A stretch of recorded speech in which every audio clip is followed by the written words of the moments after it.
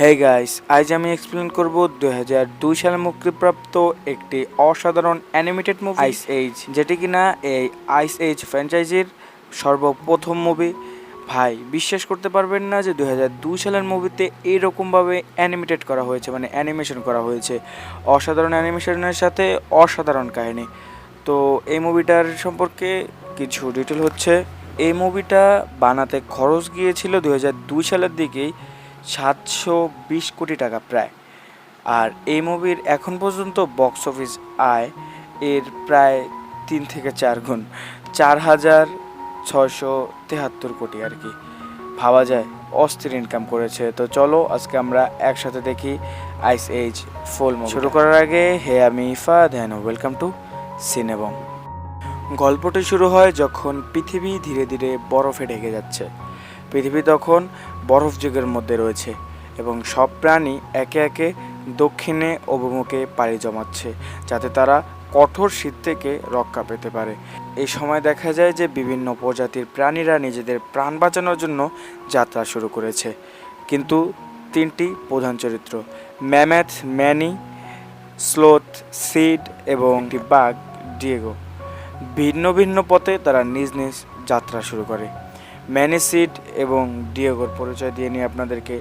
Many এক গম্ভীর প্রকৃতির বিশাল উলি ম্যামথ।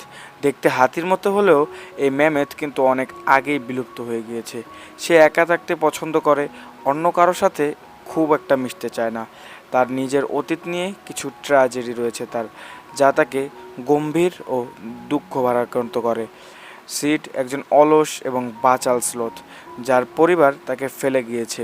সিড মজাদার কিন্তু বেশ বেখেয়াল, যার কারণে প্রায় বিপদে পড়তে হয়। সে সর্বদাই খোঁজে নতুন বন্ধু এবং এমন কাউকে যে তাকে আপন করে নেবে। এবং আরেক হলো ডিয়াগো, একজন শাবলদন্ত বাঘ, যে তার বাঘের দলের অংশ এবং তাদের প্রধান শিকারী।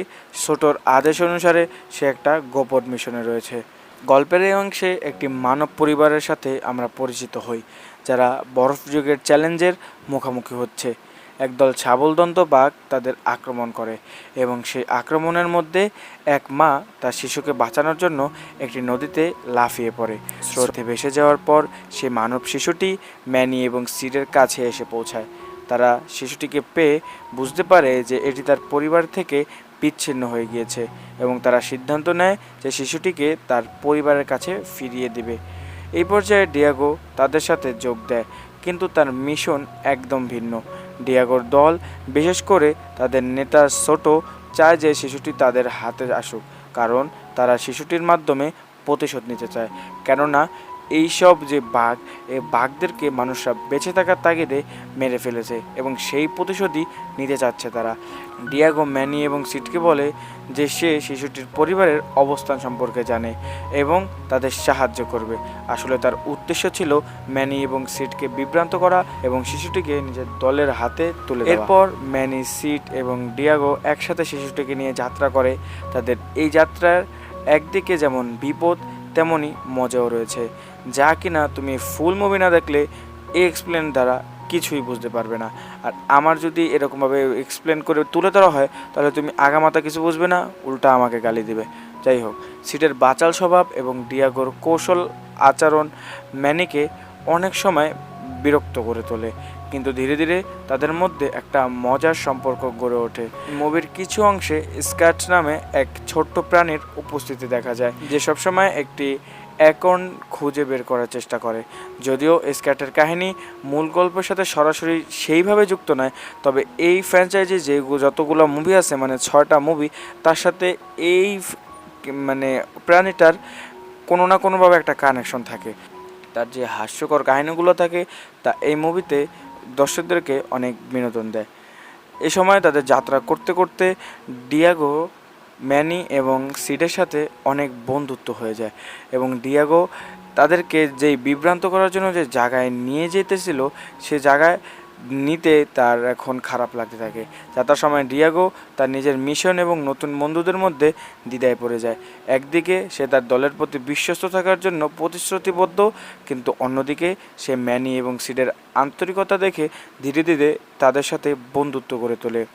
এবং তারা এই সময় ওই বাচ্চাটাকে নিয়ে যাওয়ার সময় একটা বরফের মধ্যে পড়ে যায় এবং স্লাইড কাটতে কাটতে একটা গুহার মধ্যে চলে যায় এবং গুহায় তারা অতীতের কিছু ছায়া দেখতে পায়। তারা একটি বরফাচ্ছন্ন গুহার মধ্যে প্রবেশ করে, যেখানে পুরানো সময়ের বিভিন্ন প্রাণীদের বিভিন্ন অবশেষ জমাটভূত অবস্থায় দেখতে পায়।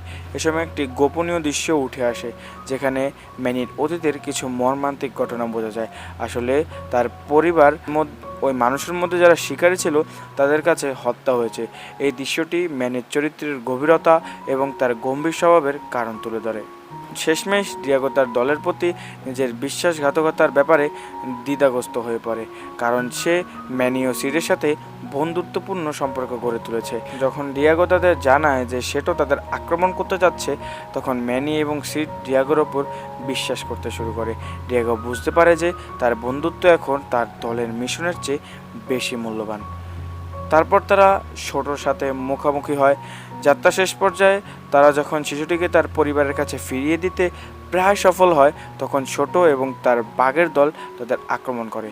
এই অংশটি মুভির সবচেয়ে উত্তেজনাপূর্ণ এবং সংঘর্ষময় অংশ, যেখানে ম্যানি এবং ডিয়াগো একত্রিত হয়ে ছোটোর বিরুদ্ধে লড়াই করে। এখানে ফাইট সিনগুলো দেখার মতো ছিল। ম্যানির কৌশল এবং সাহসিকতার কারণে ছোট পরাজিত হয়।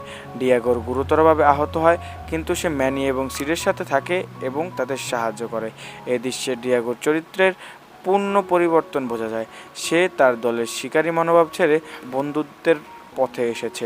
ম্যানি, সিড এবং ডিয়াগো শিশুটিকে তার পিতার কাছে ফিরিয়ে দেয়। শিশুটির পিতা তার শিশুকে ফিরে পেয়ে কৃতজ্ঞতা প্রকাশ করে এবং ম্যানিকে স্যালুট জানায়। এই অংশটি অত্যন্ত আবেগপূর্ণ এবং হৃদয়স্পর্শী, যা দর্শকের মনে গভীরভাবে প্রভাব ফেলে। গল্পের শেষে ম্যানি, সিড এবং ডিয়াগো একে অপরের সাথে আরও গভীর বন্ধনে আবদ্ধ হয়। তারা বুঝতে পারে যে একসাথে থাকাই তাদের সেরা বেঁচে থাকার উপায় এবং বন্ধুত্বই তাদের জীবনের নতুন অর্থ যোগ করেছে।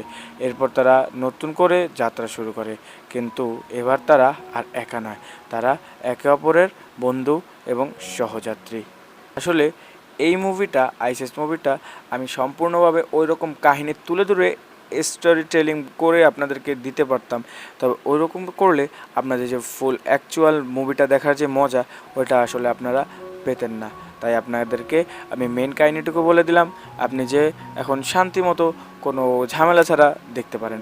এই মুভি থেকে আমরা শিক্ষা পাই যে এই মুভিটা শুধু মজার এবং রোমাঞ্চকর গল্পই নয়, এটি বন্ধুত্ব, আত্মত্যাগ এবং পরিবার ভালোবাসার মূল্যবোধের ওপরও আলোকপাত করে। এই গল্পটি শেখায় যে প্রয়োজনের সময় আমরা একসাথে কাজ করলে সম্পর্কের জোরে সব বাধা অতিক্রম করা সম্ভব।